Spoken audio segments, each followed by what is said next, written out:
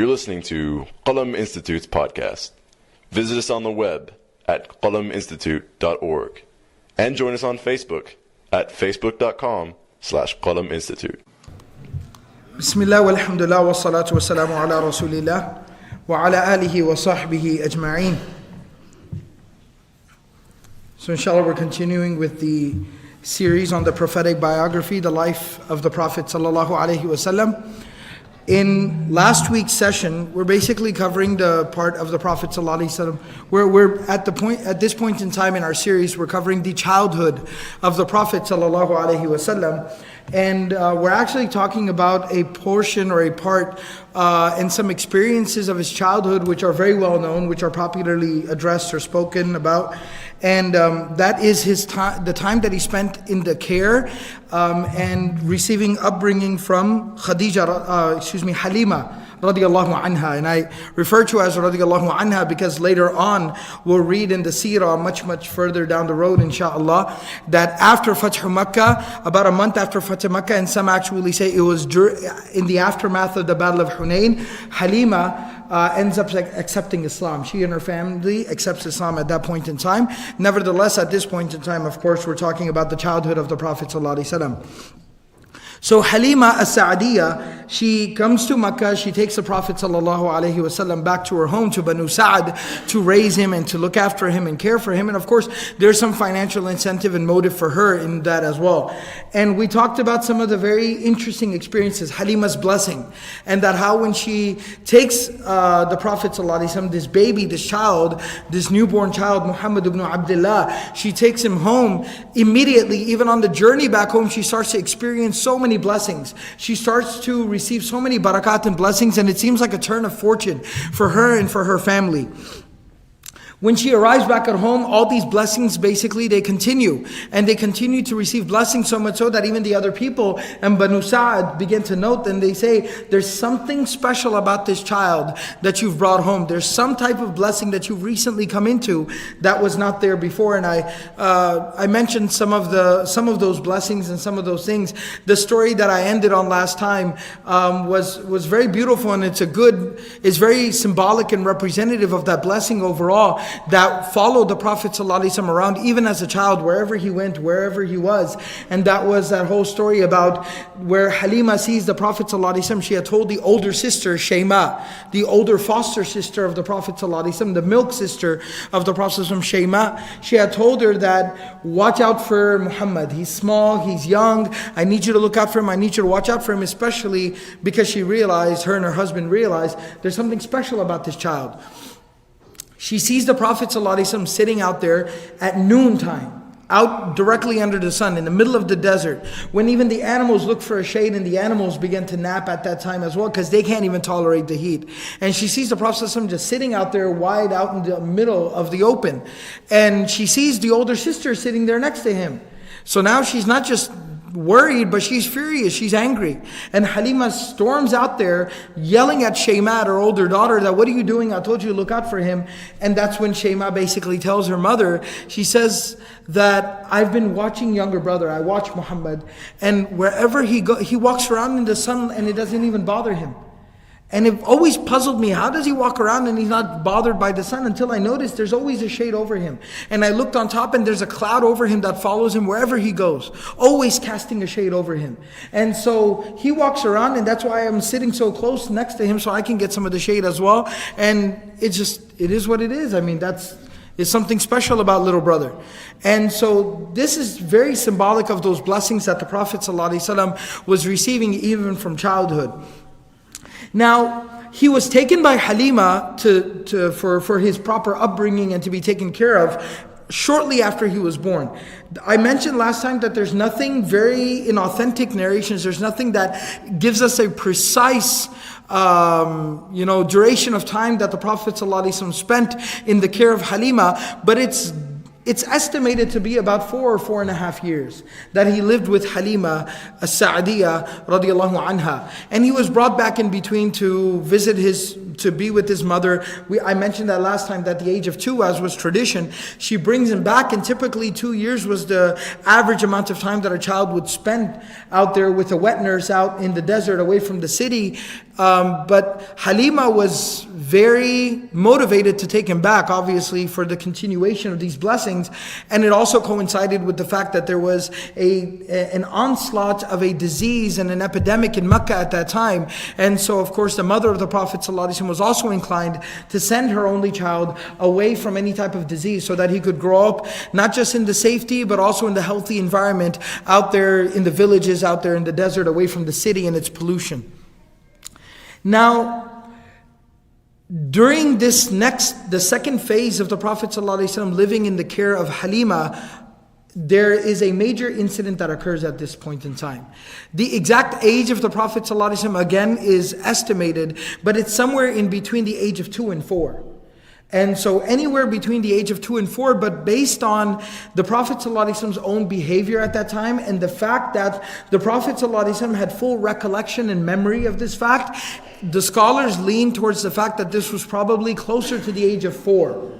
That this incident occurred closer to the age of 4, especially because as a consequence of this incident or this event, Halima decided to take the Prophet ﷺ back to his mother, back to Mecca, and back to the care of his mother. And so this probably happened when the Prophet ﷺ was about 4.5 years of age.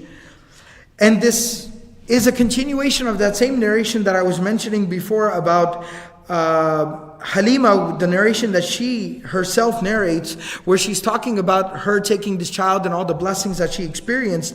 She goes on to say, جاءنا أخوه ذلك يشتد فقال ذلك أخي القرشي قد جاءه رجلان عليهما ثياب بيض فأضجعاه فشق بطنه فخرجت أنا وأبوه نشد نحوه. So she goes on to say that basically his brother, so Halima herself had her own biological son by the name of Abdullah. And she says that Abdullah, the brother of Muhammad, the foster brother Muhammad, my son Abdullah, comes running to me and his father. And he says that over there, and he basically would refer to the Prophet ﷺ as Akhi al-Qurashi, my Qurayshi brother. Because the Prophet ﷺ biologically, ethnically, he didn't really belong to Banu Sa'ad, but he was a brother through nursing and through breastfeeding. So he says, Akhi al-Qurashi. He says, over there, my brother. Over there, my brother. Because he himself is a 4-year-old child. He's not really even speaking properly. He just says, over there, my brother. So he comes panting and breathing hard, and he looks scared, and he says, my brother, my brother. So Halima says, myself and his father rush over there in the direction where our son Abdullah is pointing to us. We run out in that direction, and another more extended narration actually mentions that Abdullah and Muhammad sallallahu alaihi wasallam, the two 4.5-year-olds, were running around where some of our goats and our sheep were behind some tents that we had on our property. So on our farm we had some tents, and behind the tents was where a lot of the goats and the sheep would graze. And Muhammad and Abdullah were running around playing over there where the goats and the sheep were grazing. And they also had some responsibility to kind of play around there and keep an eye on the goats and the sheep and make sure they didn't stray too far away. So they're over there running when Abdullah comes running to us and says, my brother, my brother. And he looks scared, he looks terrified. So we run out in that direction. And she says that in one narration it actually mentions that Abdullah, while they're running in that direction, Abdullah basically tells him what's happening or what's frightened him.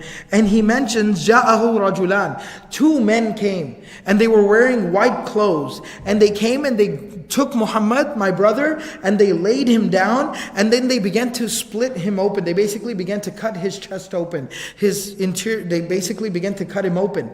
And that's when I ran away and I came to you guys. And one other narration says that the Prophet ﷺ himself gives them a more full account.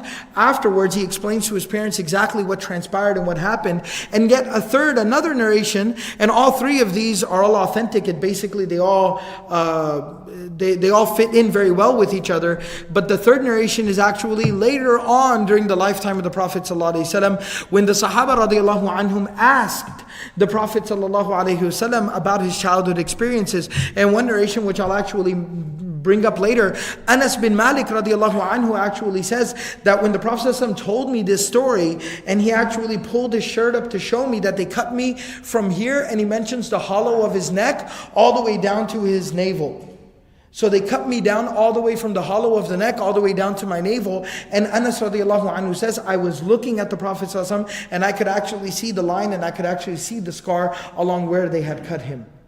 And so all three of these narrations basically coincide, and they corroborate and support each other. But nevertheless, Halima and her husband say that they go running to the Prophet ﷺ, and they find him standing there, and it actually mentions about the Prophet ﷺ that muntaqi'an lawnahu. Muntaqi'an lawnahu, that basically his color, he had lost all the color in his face. What we would say, he looked very pale. He looked frightened. He looked pale. And something else we know about this, subhanAllah, that even when somebody undergoes some type of medical procedure, that person would have that type of a pale look. So the Prophet ﷺ had that pale look that any child would if they were frightened or they were scared, and especially because he'd undergone just this procedure right now.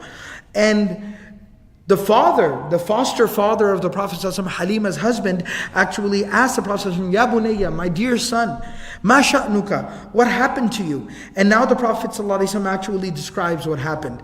He says, Ja'ani rajulan, alayhima thiyabun bidun, fa'adja'ani wa shaqqa batani, thumma istakhraja minhu shay'an fatarahahu, thumma raddahu kama kan, faraja'na bihi ma'ana. So then the Prophet ﷺ tells his foster father, Halima's husband, 2 men came to me, and they were wearing white clothes.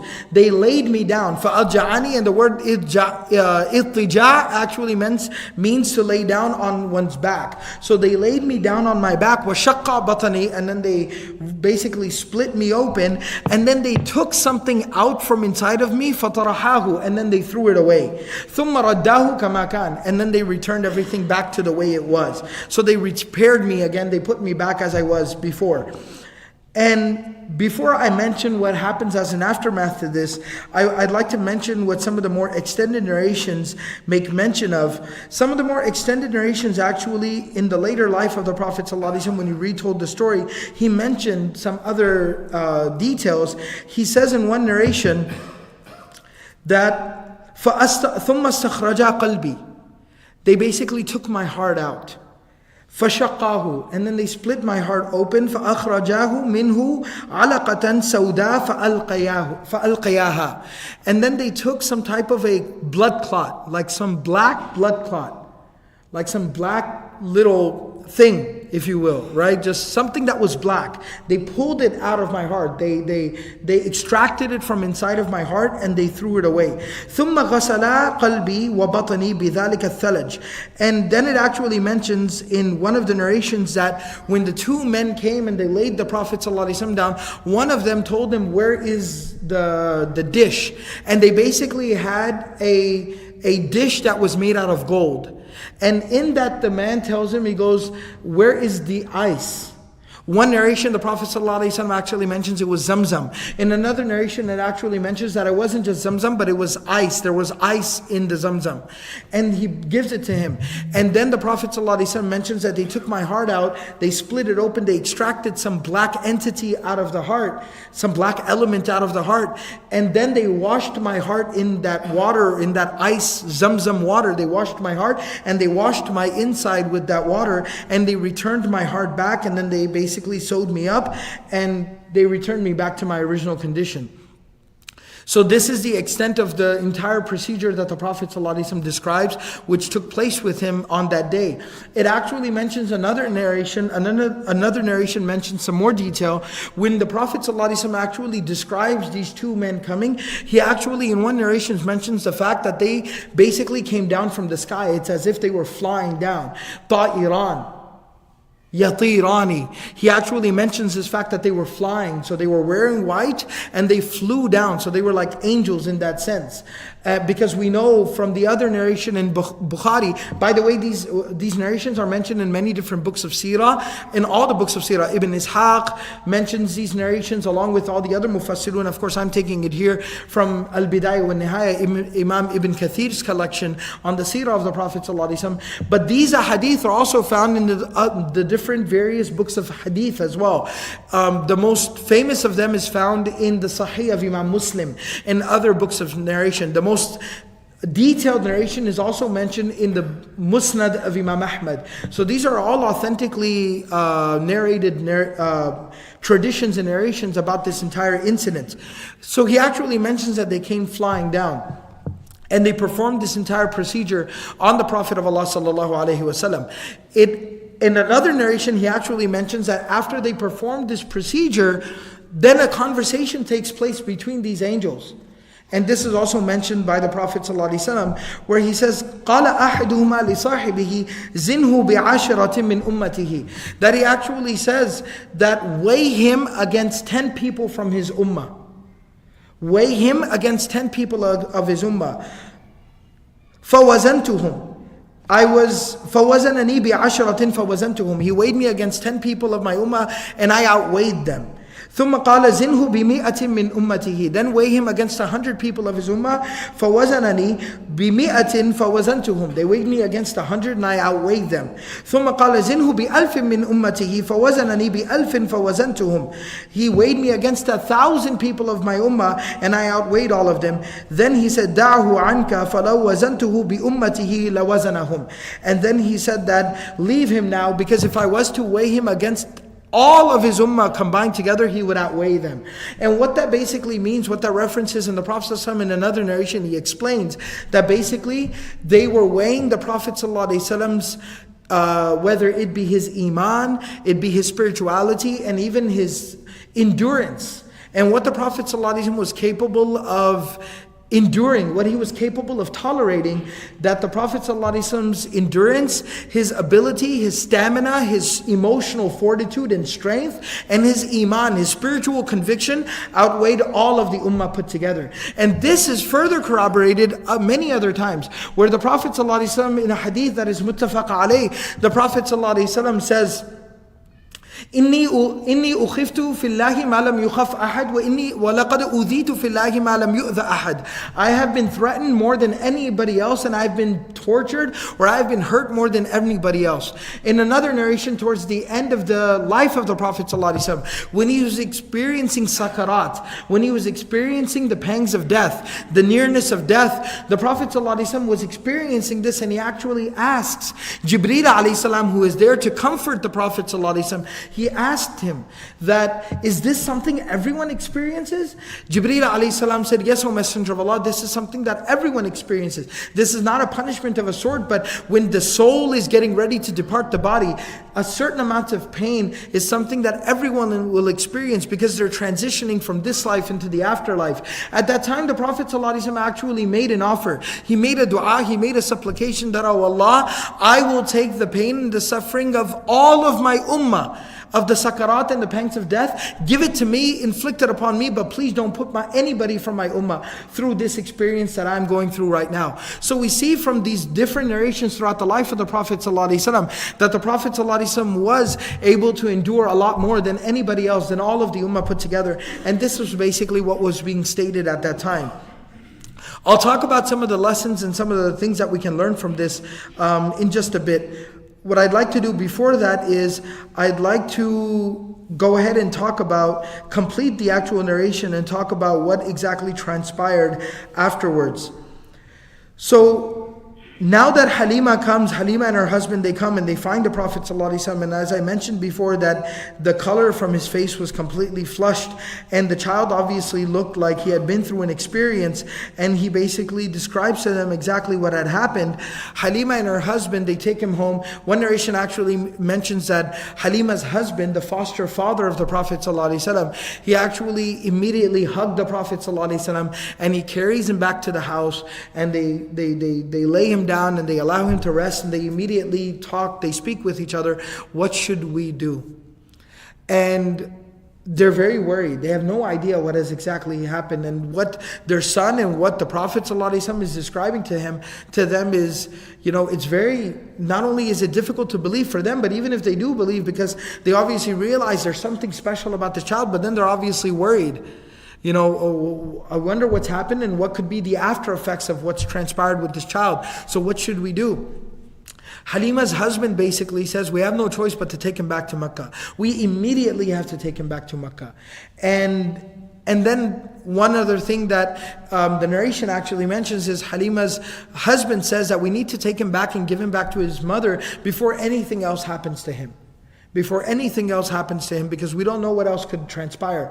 Maybe somebody's after him, maybe this is some supernatural force that is at work. Either way, whatever's happening, we have no idea. It's beyond our control. It's something we can't handle. We need to take him back to his mother before anything else happens.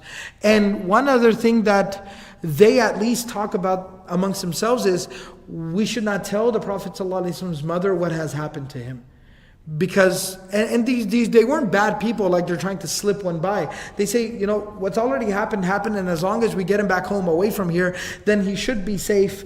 And what's the benefit in worrying his mother any further? So let's just take him back to his mother. He already doesn't have a father. What is a single mother going to do? She's already probably nervous about raising this child on her own. What's the benefit in worrying her any further? Take him home, give him to the mother, and then let's just come back home safe and sound. Make sure Muhammad is safe and sound with his family where he belongs. They don't wait a second, and they take him right back to Makkah. They rush back to Makkah. They go to Amina, the mother of the Prophet ﷺ. They hand the child over to the Prophet ﷺ, and the mother says, how come you guys are back already? How come you're returning him back? And they say, we fulfilled the original agreement, the original contract, which was 2 years, and so we thought it was a good time to bring him back. And I'd mentioned before that Amina was very intelligent. When talking about the mother of the Prophet, she was an extremely intelligent woman. So she says that, no, there's something that's going on. Something's up. Because you look frightened. She tells Halima, you look very, very scared. And the way you negotiated, the way you begged and pleaded with me last time when you brought him to take him back home, I was worried if you would ever even bring him back home ever again. I thought I would have to come get him. And the fact that you rush him and you're ready to just drop him off right away and take off right away, something's up. Tell me what's going on. This is my child. I want you to tell me exactly what's happened. And so she says, فَلَمْ تَدَعْنَا حَتَّى أَخْبَرْنَاهَا خَبْرَهُ. She didn't leave us be until we finally told her exactly everything that had happened. As a response to this, the mother, Amina, the mother of the Prophet ﷺ, she says, أَخَشِيتُ مَا عَلَيْهِ الشَّيْطَانِ. Are you worried that shaitan or some other evil force got a hold of him, or some spirits or demons or something have done something bad to him? أَلَا أُخْبِرُكُمْ مَا خَبْرَهُ. Do you want me to tell you something about him? She says, كَلَّا وَاللَّهِ مَا لِلشَّيْطَانِ عَلَيْهِ السَّبِيلِ. She says, absolutely not. You don't need to worry. Nothing bad has happened to him. Whatever's happened, it's nothing bad. Because she said, shaitan can't even lay a finger on him. Shaitan can't do anything to him. Wallahi innahu lakainun li ibni hadha sha'nun. She says, this son of mine, he's going to be somebody very, very special. There's something very huge that's waiting for him in his future. He's a big deal, and there's something very important. And something very important is going to happen with him. أَلَا أُخْبِرُكُمْ مَا خَبْرَهُ. You want me to really tell you about him? قُلْنَا بَلَا. We said, of course. قَالَتْ حَمَلْتُ بِهِ. She says, when I was carrying him, she says, it wasn't like I was even carrying anything. I could never feel any weight, any burden, any difficulty when I was pregnant with him, when I was carrying him. فأريد في النوم حين حملت به كأنه خرج مني نور أضاءت له قصور الشام. She says, when I was pregnant with him, I would see dreams that a light was coming out of my womb, a light was coming out of my belly, out of my stomach, that was filling the palaces of Asham, the palaces of Asham in Syria with nur and with light. It was illuminating the entire world. ثم وقع حين ولدته وقوعا ما يقع al-mawlud. And when I gave birth to him, when he came out from me, he came out from me in a way that normal children do not. He was not crying. مُعْتَمِدًا عَلَى يَدَيْهِ. He actually leaned forward on his own hands. رَافِعًا رَأْسَهُ إِلَى السَّمَاءِ. He raised his head up to the sky as a newborn child after I gave birth to him. And we obviously, in this series, we've talked about it, that the entire house became filled with nur. The women who were there, the mother of Hakim bin Hizam, the mother of Abdurrahman bin Auf, the women that were there assisting the Prophet ﷺ in giving, the mother of the Prophet ﷺ in giving birth, they talk about how they were literally blinded for a few seconds. They couldn't see anything. And so she tells them about all of the blessings that have transpired since she became pregnant with him, the dreams that she saw, the angels that would come and speak to her, who informed her of the name that the child should be given. And she tells them about the miraculous things that were transpiring even the day that the Prophet ﷺ was born. So she says, فَدَعَاهُ عَنْكُمَا. She says that, don't worry about anything. Nothing bad has happened to him, and nothing bad can happen to this child.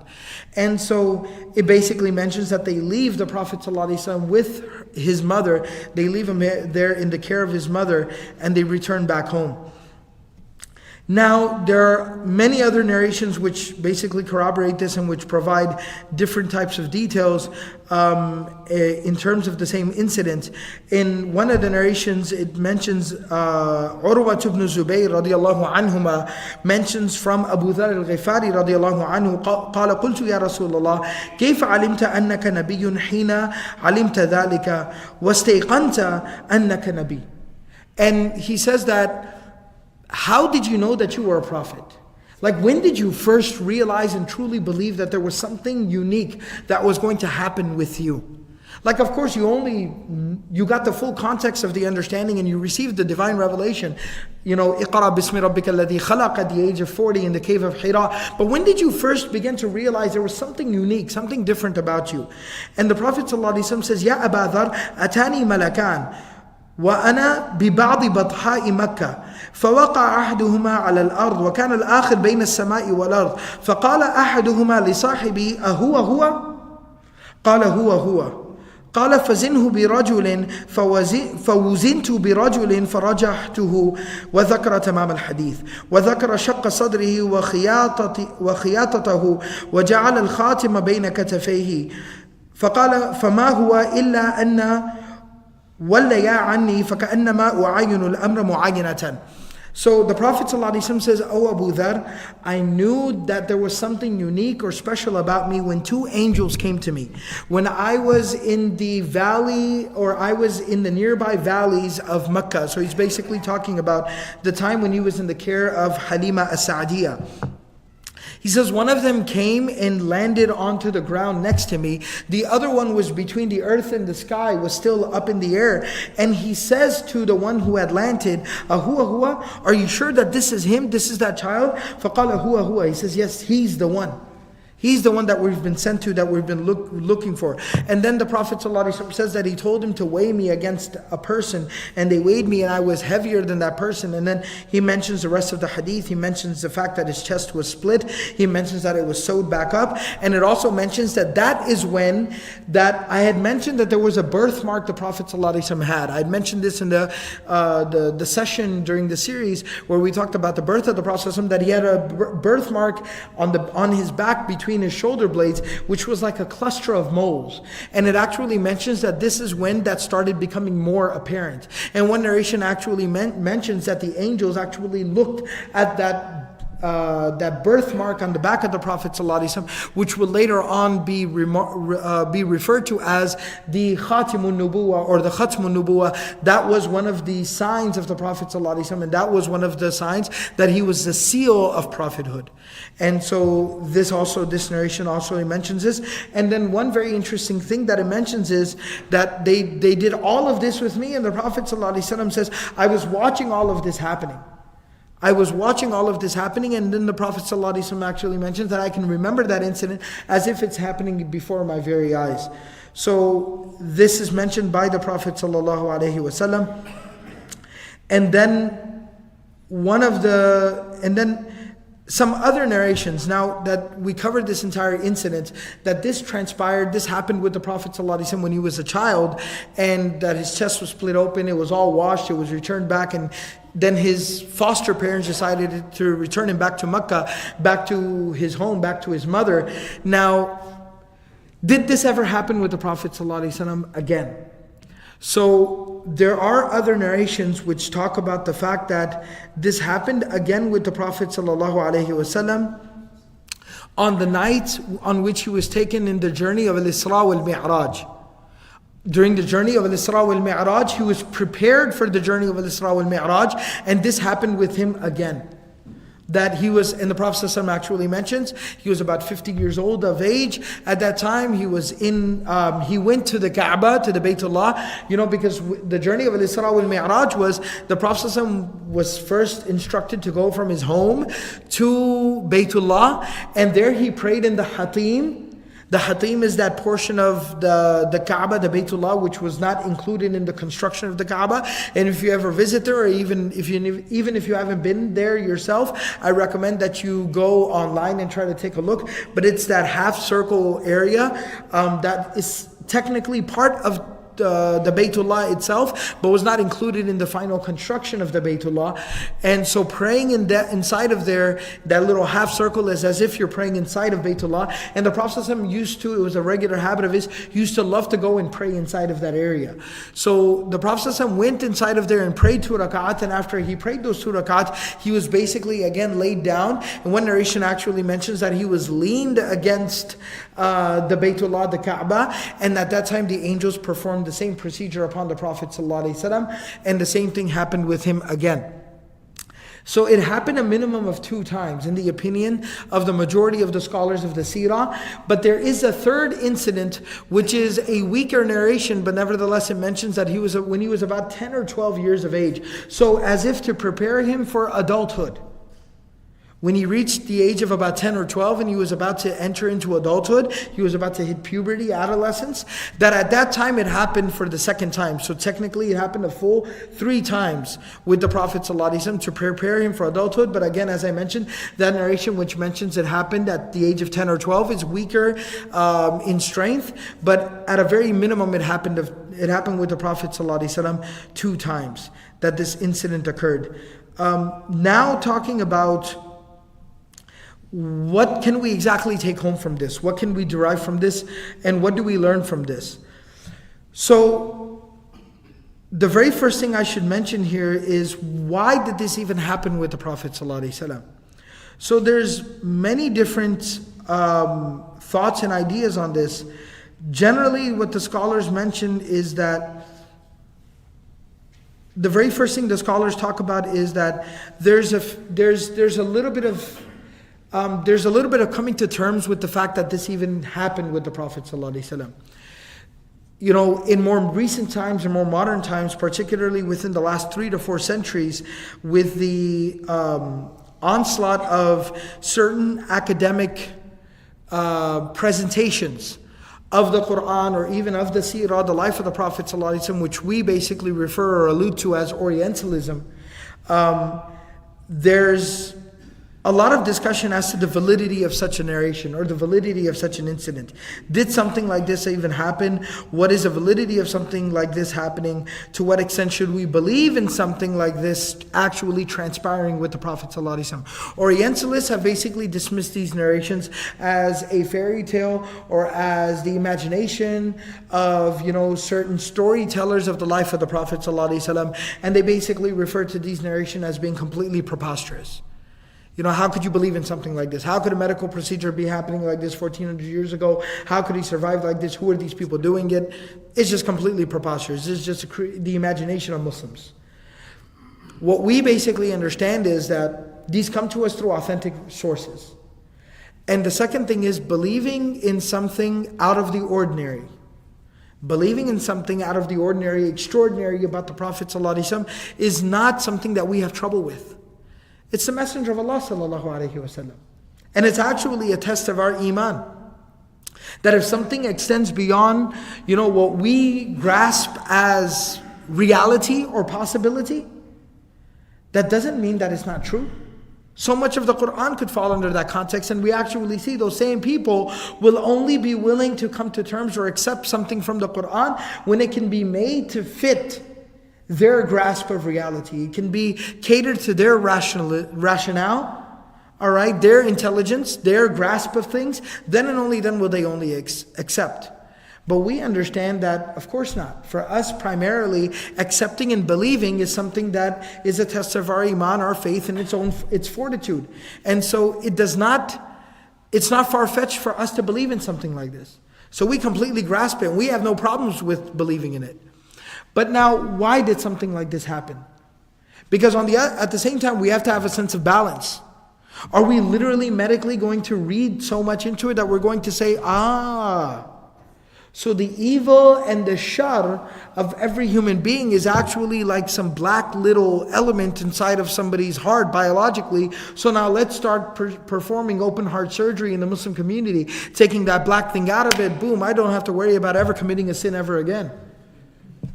You've been cured, right? So is that what we're talking about? Is that what we're dealing with? And of course not. Obviously not. These are the khususiyat. This is the ikhtisas. This is something that is unique and special to the Prophet ﷺ. So there needs to be balance when we talk about this.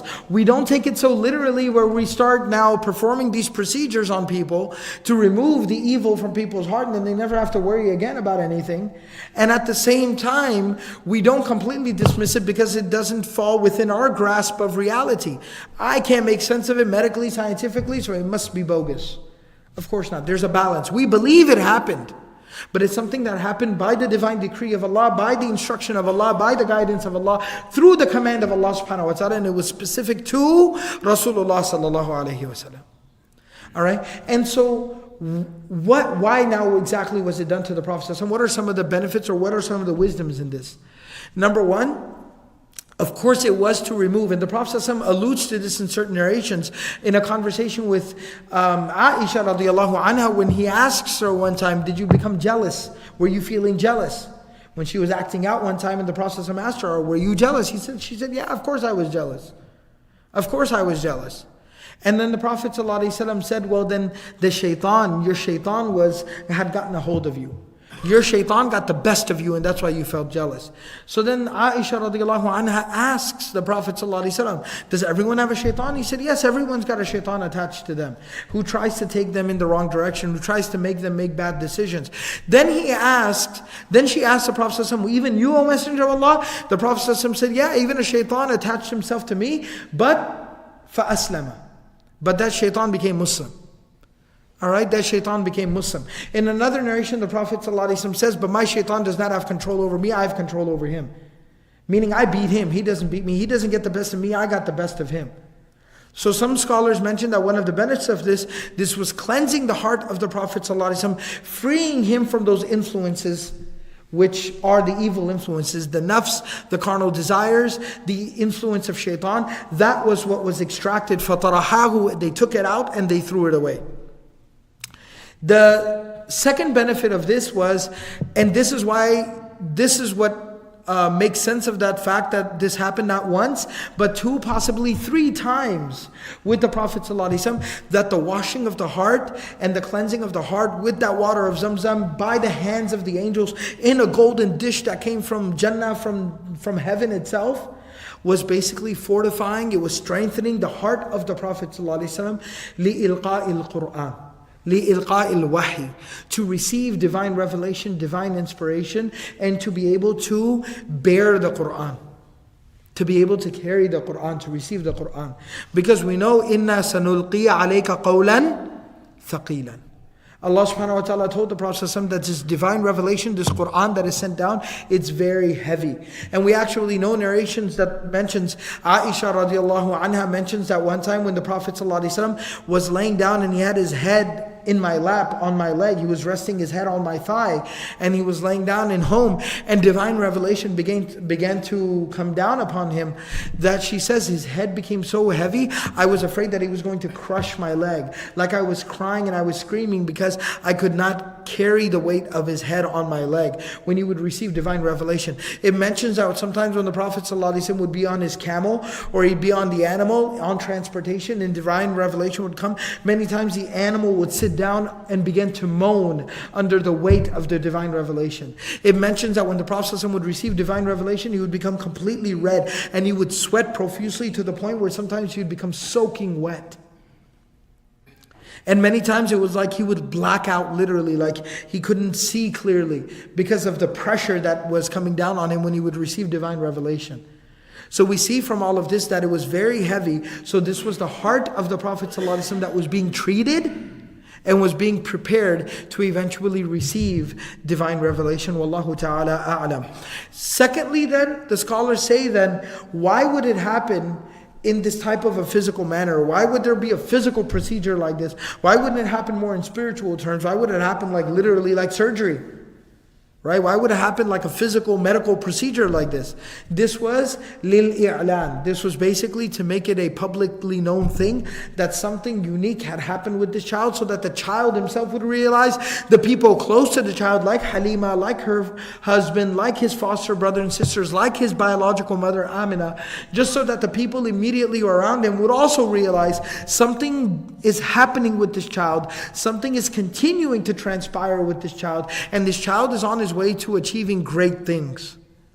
And it was almost like a public announcement. And that's why in that narration of Anas bin Malik radiallahu anhu, he actually mentions that I saw the scar, I saw the line down the chest of the Prophet sallallahu alaihi wasallam. So these are just a few details and a few the narrations which make mention of this major incident from the life of the Prophet ﷺ. So with the occurrence of this event, the stay of the Prophet ﷺ in the care of Halima in amongst the people of Banu Sa'ad came to a close. She brings him back to Makkah. He is about 4.5 years old at this particular time, and she hands him back over to his mother Amina, at which time the Prophet ﷺ spends about 3 years, or rather about 2.5 years with his mother Amina at this point in time. And at that, and then we'll talk a little bit more about the Prophet ﷺ stay with his mother. What happened during those 2 years that he stayed in Mecca, amongst the Quraysh, amongst the Banu Hashim, under the supervision and his care of not just his mother, but also the continued care of his grandfather. And basically, we will also then talk about the passing of the mother of the Prophet ﷺ after about 2 years of spending, being in the care of his mother, and then we'll continue on from there in the next session, inshallah. I always like to end on some type of a note of, something that we can learn and that we can take from the seerah. We actually learn a lot here. We learn a lot about the Messenger of Allah sallallahu alaihi wasallam, and that in and of itself is something that we accomplish. Because you can't love somebody, and I mentioned this to begin with, you can't love someone until you truly know them and you understand them. And so in our journey in loving the Prophet of Allah sallallahu alaihi wasallam, we first have to get to know about him, and we have to understand exactly what happened with him. So this is of benefit in and of itself, but just something to take home and something to think about, that I don't think I made specific mention of. I don't think I really drove this point home, and I'd like to take this opportunity to do so. And that is, we know obviously, because in talking about Halima radiallahu anha taking the Prophet ﷺ into her care, the Prophet ﷺ was a yatim, he was an orphan. Meaning his father had passed away, and as we're going to learn in the coming weeks, even his mother passes away when he's only at the age of 6. And so the Prophet ﷺ is an orphan, not just in the technical sense that when he was born, his father had already passed away, but he's even an orphan in the modern context, how we understand it, and that is that he's lost both of his parents at the age of 6 when he's only still a child. And it really, really reminds us of something. Everything that happened with the Prophet ﷺ, none of it, everything that happened with him was by divine decree. Everything that happens is with divine decree. But everything that happens with the Prophet ﷺ is part of the divine plan. It's very specifically happening. And Allah subhanahu wa ta'ala fixed it into the life experience of the Prophet ﷺ so that it would be a lesson for the generations to come. For millennia to come, people would continue to read it, know it, and learn from it. And the fact that the Prophet ﷺ was an orphan is again no coincidence. The fact that he lost his parents is no coincidence. And we'll talk about some of the specific benefits, inshallah, in the weeks to come. But one of the things I'd like to mention here is that Allah subhanahu wa ta'ala, and I talked to you about this last week, how two of the women who nursed the Prophet ﷺ, one of them who he would very endearingly for the rest of his life refer to as Ya oh mother, oh mother. Alright, she was somebody very important to him, a mother figure to him for the rest of his life. I mentioned the fact that she was African, she was Ethiopian, she was East African. She was black in an Arab society. Alright, which prided itself on family and lineage and ethnicity and race. That was no coincidence. One of the aunts of the Prophet ﷺ, his father's older sister, was albino. I had mentioned this before. She was albino. To once again, that what might be perceived as some type of a disability or some physical disfigurement, something that is very wrong with somebody, the aunt of the Prophet ﷺ was albino. So to show you that these things don't make a difference.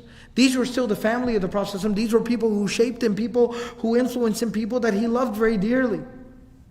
And at the same time, the Prophet ﷺ was an orphan.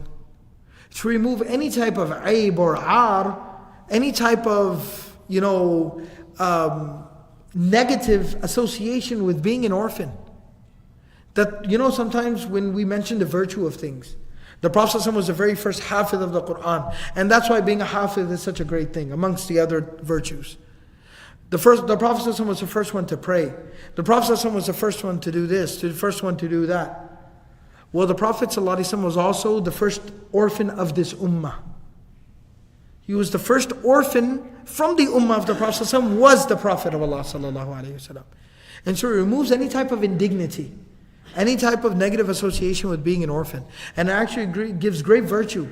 And this is an emotional consolation. This is a consolation to anyone who might end up in the difficulty and the adversity of being an orphan.